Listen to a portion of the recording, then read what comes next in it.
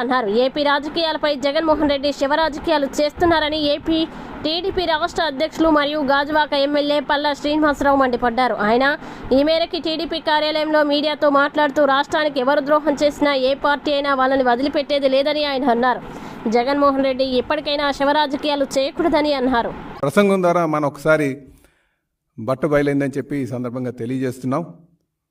ఎందుకంటే జరిగిన సంఘటన దగ్గరికి వెళ్ళి రేపు మేము అసెంబ్లీలో జరిగినటువంటి గవర్నర్ ప్రసంగాన్ని ఆపుతాం, అలాగే ఢిల్లీలోకి వెళ్ళి మేము ధర్నాలు చేస్తాం అంటే ఇది దేనికి సంకేతం ఒకసారి మీరు సమాధానం చెప్పాలని చెప్పి మేము తెలియజేస్తున్నాం.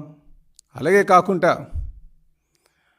కూటమి ప్రభుత్వం అధికారంకి వచ్చిన దగ్గర నుంచి కూడా జగన్మోహన్ రెడ్డి గారు అబద్ధాలు అసత్యాలతో పార్టీ మీద కూటమి మీద విషం జల్లుతున్నటువంటి పరిస్థితి మనం గడిచిన 36 రోజులుగా చూస్తున్నాం.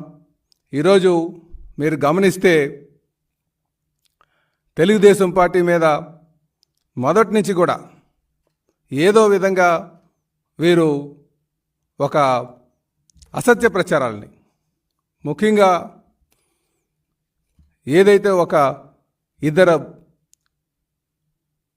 వ్యక్తుల మధ్య జరిగినటువంటి గొడవని తెలుగుదేశానికి ముడేయడం చాలా దారుణం అని చెప్పి ఈ సందర్భంగా తెలియజేస్తూ, అలాగే ప్రతిదీ కూడా వ్యక్తిగత కక్షల్లో హత్య జరిగితే రాష్ట్రపతి పాలన కావాలని చెప్పడం, లేకపోతే కూటమి ప్రభుత్వం విషం చల్లడం, ఇదే కాకుండా ఈ దొరికినప్పుడల్లా జరిగిన 36 రోజుల్లోనే వీరు ఎప్పటికప్పుడు ఈ ప్రభుత్వం కేవలం హత్యలు చేయడానికే అధికారంకి వచ్చిందన్న విధంగా మీరు ప్రచారం చేయడం చాలా దారుణం అని చెప్పి ఈ సందర్భంగా తెలియజేస్తూ, అలాగే ఈరోజు ప్రజలందరూ కూడా వీళ్ళు ఒక తీరును కానీ చూస్తే, జగన్మోహన్ రెడ్డి గారు ఒక తీరును చూస్తే,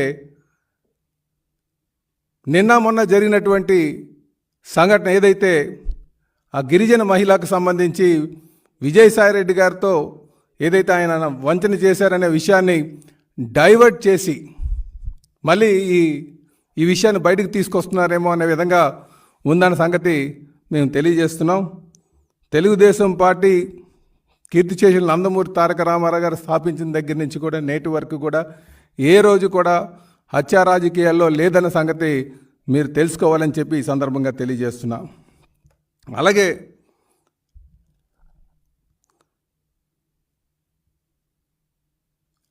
ఈ అసత్యాల్లో భాగంగా మేమేమన్నామంటే, తెలుగుదేశం పార్టీ అధికారంకి వచ్చిన తర్వాత వీళ్ళు ఏ విధంగా వైసీపీ నాయకులు కావచ్చు, లేకపోతే జగన్మోహన్ రెడ్డి గారు కావచ్చు, టీటీడీలో ఉన్నటువంటి వాటాని తెలంగాణకి ఇచ్చేశారని చెప్పడం, అదే కాకుండా సుమారు 15 మంది కమ్మ వాళ్ళకు మంత్రి పదవులు ఇచ్చారని చెప్పడం, అదే కాకుండా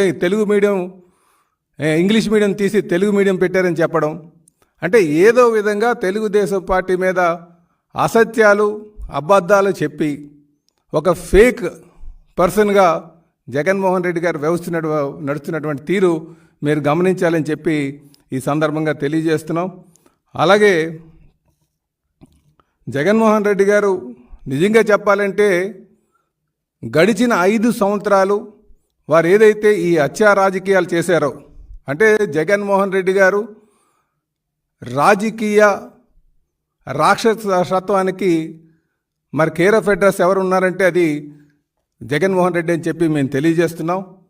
గడిచిన 5 సంవత్సరాలుగా ఆయన హత్యా రాజకీయాలతో ఆయన పాలన సాగించారు కనుకనే దాని ఛాయలే ఇప్పుడు ఈ సంఘటన అని చెప్పి మేము తెలియజేస్తున్నాం.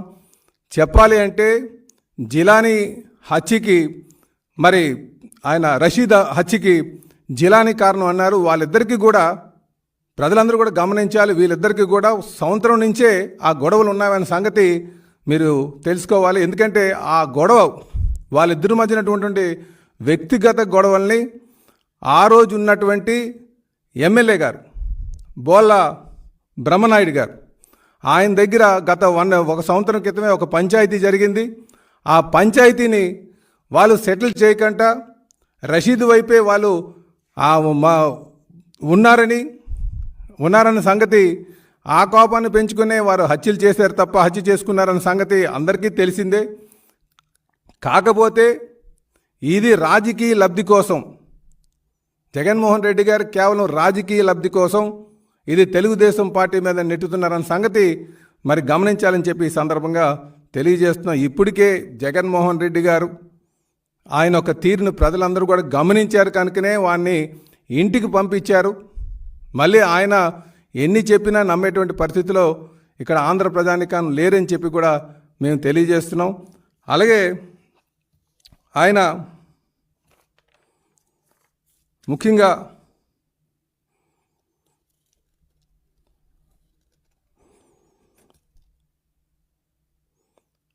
వీళ్ళిద్దరూ ముస్లిం సోదరులకి ఎప్పుడు కూడా తెలుగుదేశం పార్టీ అండగానే ఉంది. గడిచిన 5 సంవత్సరాలుగా ముస్లిం సోదరులపైన ఎక్కువగా హత్యలు జరిగావంటే అది వైసీపీ పాలన జరిగిందన్న సంగతి మరి అందరూ తెలిసిన